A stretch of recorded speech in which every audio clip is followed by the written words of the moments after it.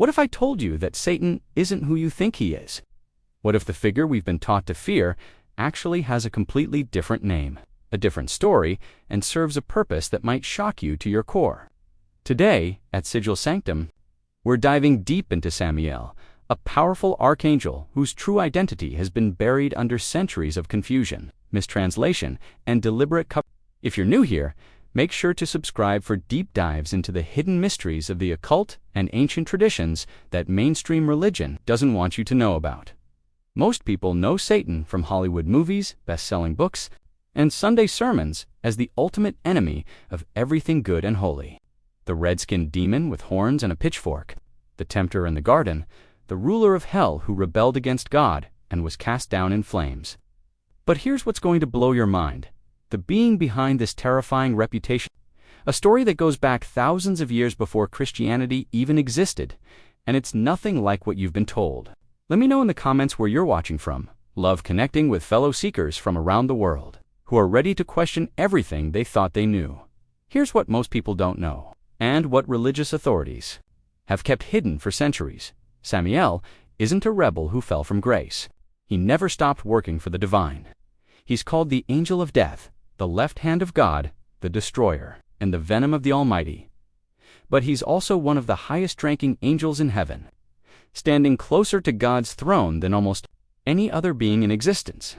He's the angel who carries out the hardest missions, delivers the toughest lessons, and serves as God's enforcer when justice must be served.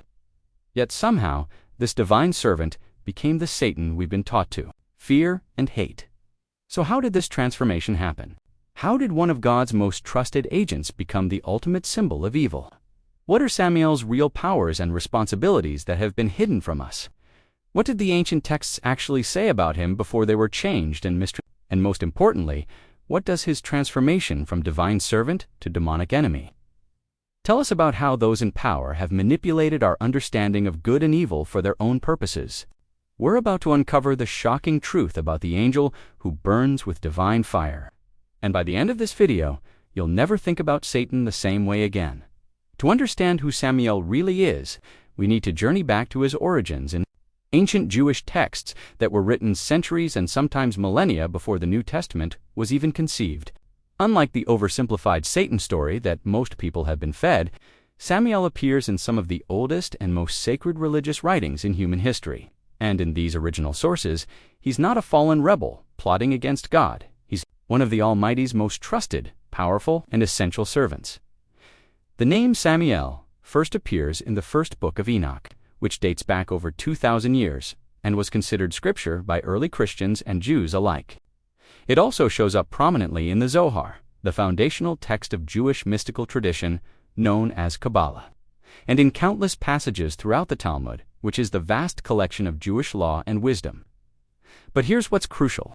To understand in every single one of these ancient sources, Samael isn't described as evil, rebellious, or fallen. Instead, he's consistently portrayed as a seraph, which means burning one or fiery serpent.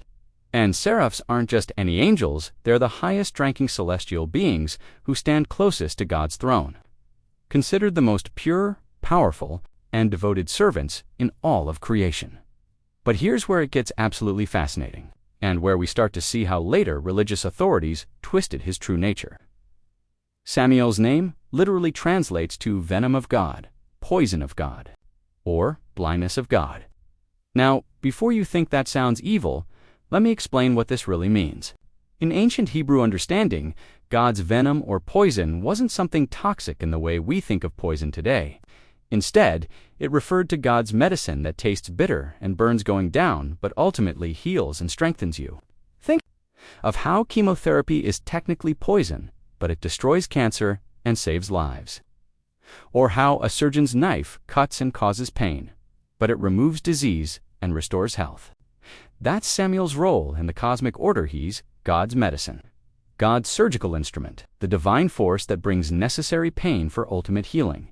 The ancient texts reveal that Samael holds one of the most important positions in the celestial hierarchy. He commands not just a few angels, but entire legions of heavenly hosts, and has direct authority over the planet Mars in astrological tradition. He rules over Tuesday, which connects him to divine wrath, righteous war, strength, and justice. The Zohar describes him in vivid detail as having 12 wings of pure fire, each wing containing enough power to reshape entire worlds. His responsibility, carrying out God's most difficult, most necessary, and most misunderstood decisions, when someone needed to be tested to prove their faith, Samael was sent. When a nation needed to be judged for its crimes, Samael carried out the sentence. When humanity grew too proud, too corrupt, or too far from divine truth, Samael was the one who brought them back through trial and hardship. He wasn't acting against God's will, he was the perfect expression of it. Here's something that's going to completely change how you read the Old Testament.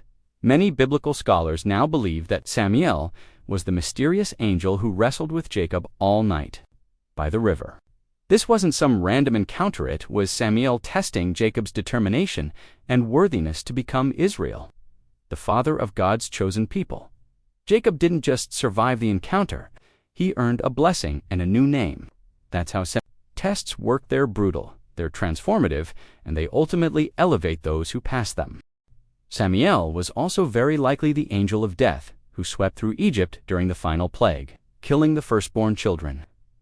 This wasn't arbitrary cruelty, it was divine justice, carried out with surgical precision against a nation that had enslaved and oppressed God's people for generations. The ancient texts describe how Samael's presence was so powerful that even the Egyptian magicians and priests, who had matched Moses' miracle for miracle up until that point, could do nothing to stop him. But perhaps most significantly, multiple ancient sources identify Samael as the angel who will sound the final trumpet that announces the end of the current age and the beginning of God's ultimate judgment.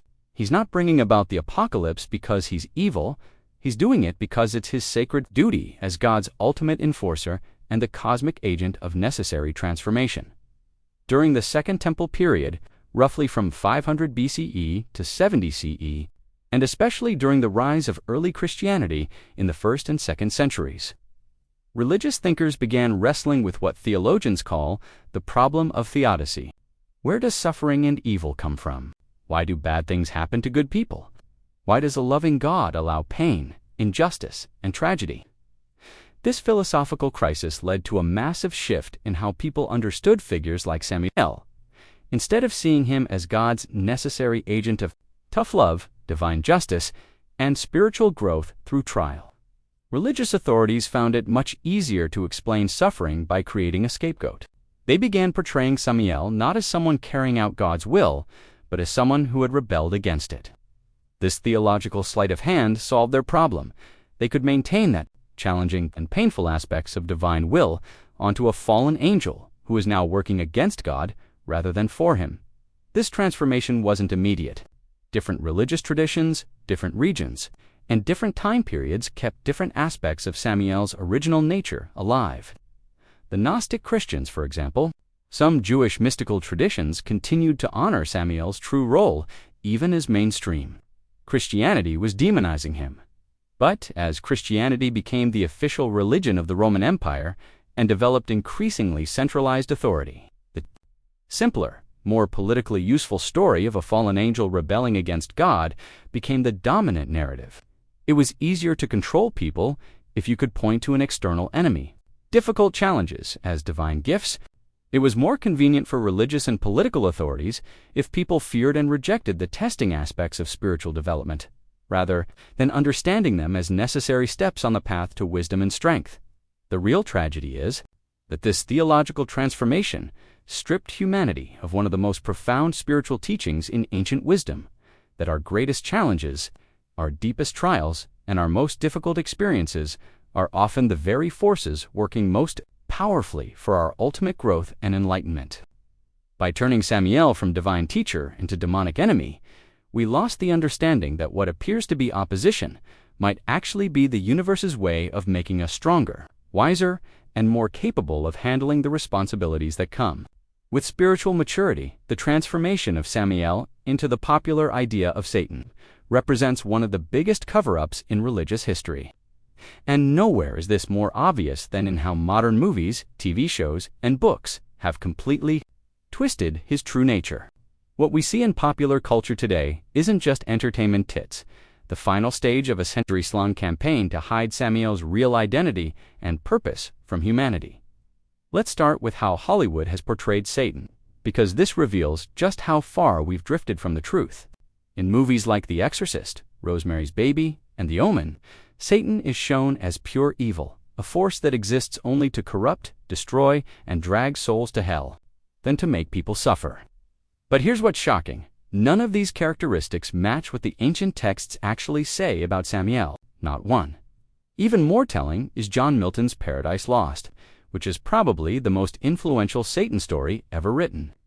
Milton's Satan is a proud rebel who declares better to reign in hell than serve in heaven. This powerful image has shaped how billions of people think about the devil, but it's completely backwards from Samael's true nature. The real Samael never stopped serving heaven. He never rebelled, never fell, and never declared independence from God. Milton's Satan is essentially a work of fiction that has nothing to do with the ancient being whose name and reputation were stolen to create this story. But here's where it gets really interesting. Some modern works are accidentally getting closer to the truth about Samael, even if they don't realize it. Take the TV show Supernatural, for example. In this series, angels aren't fluffy, harmless beings with halos and harps. They're powerful, sometimes terrifying forces who carry out missions that humans don't understand and often don't like. The angel Castiel, one of the main characters, regularly does things that seem harsh or cruel, but are ultimately necessary for the greater good. Sound familiar? That's much closer to what Samael actually is, a divine agent, carrying out necessary missions that humans might not like, but that serve a higher purpose. Another example is Neil Gaiman's Good Omens, where the angel, Aziraphale, and Demon Crowley are old friends who have been working on opposite sides of the cosmic conflict for thousands of years. But as the story unfolds, we discover that maybe they're not really on opposite sides at all. Maybe they're both serving the same ultimate purpose, just from different angles. To divine will might actually be another form of service to it. Even more revealing is the TV series Lucifer, which, despite its flaws, touches on something crucial. In this show, Lucifer doesn't want to be the king of hell. He was assigned that job and eventually gets tired of it. He's not purely evil. He's not trying to destroy the world.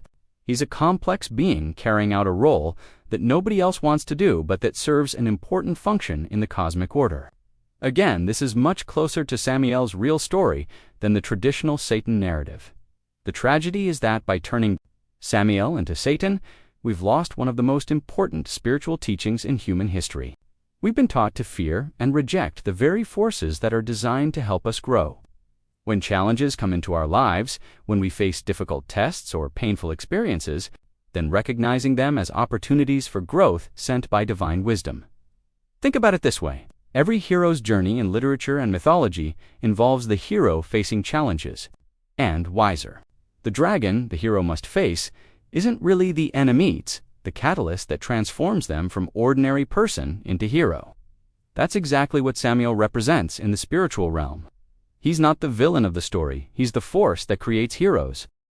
But modern culture has flipped this completely around. We've been taught to avoid challenges rather than embrace them, to seek comfort rather than growth, and to see any force that makes us uncomfortable as something evil that must be defeated. This mindset has created a generation of people who are spiritually weak, who collapse at the first sign of difficulty, and who never develop the strength and wisdom that only comes from facing and overcoming real challenges. The most insidious part of this transformation is how it serves the interests of those in power. If people understood that challenges and difficulties are actually gifts from the divine designed to make them stronger, they would approach life's hardships very differently. They would see setbacks as setups for comebacks, failures as learning opportunities, and painful experiences as the raw material for wisdom and compassion. But if you can convince people that challenges come from evil forces trying to destroy them, then you can position yourself as their protector and savior. Religious authorities can claim to shield you from these evil forces if you follow their rules and give them your money.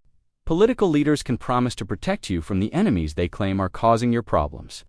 Consumer culture can sell you products that promise to eliminate discomfort and difficulty from your life. The real Samael threatens all of these. power structures because he represents the truth that growth comes from within through facing challenges with courage and wisdom, not from external protection or comfortable avoidance of difficulty. Beyond his role as an archangel, Samael represents something much deeper. He's the embodiment of a spiritual principle that most people today have completely forgotten. He symbolizes the understanding that real growth, real strength, and real wisdom can only come through facing genuine challenges, not by avoiding them or having someone else face them for you. In psychological terms, Samael represents what Carl Jung called the shadow knot, the evil part of ourselves that we need to destroy, but the hidden part that contains exactly what we need for our development. Jung discovered that the qualities we most fear or reject in ourselves are often the very qualities we need to integrate to become whole and mature human beings. Samael functions the same way. On a cosmic level, he brings us exactly what we need for our spiritual development. Even though it might not be what we want or what feels comfortable, think about every major breakthrough in your own life. Did it come during easy times when everything was going smoothly? Or did it come after you faced a real challenge, made it through a difficult period, or were forced to develop strength and skills you didn't know you had? For most people, their greatest growth happens during their most challenging times. That's Samael's gift to humanity. He specializes in creating the conditions that force us to discover our true potential. This is why demonizing Samael has been so damaging to human spiritual development. When we reject the testing function of existence, when we try to avoid all difficulty and challenge, we cut ourselves off from the very experiences that would make us stronger, wiser, and more capable.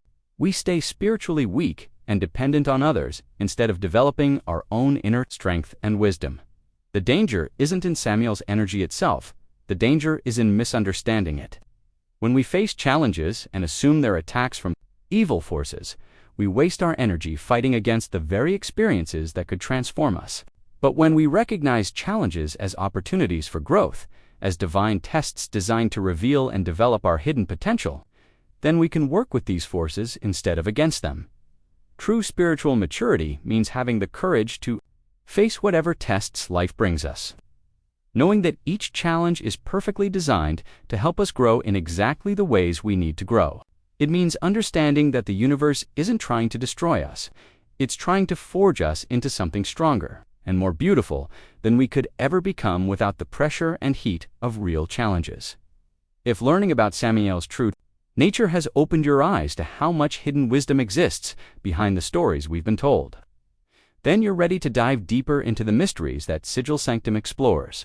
Like and subscribe to join a community of truth seekers who aren't satisfied with surface-level explanations and want to uncover the real meanings behind ancient symbols, forgotten teachings, and misunderstood spiritual figures.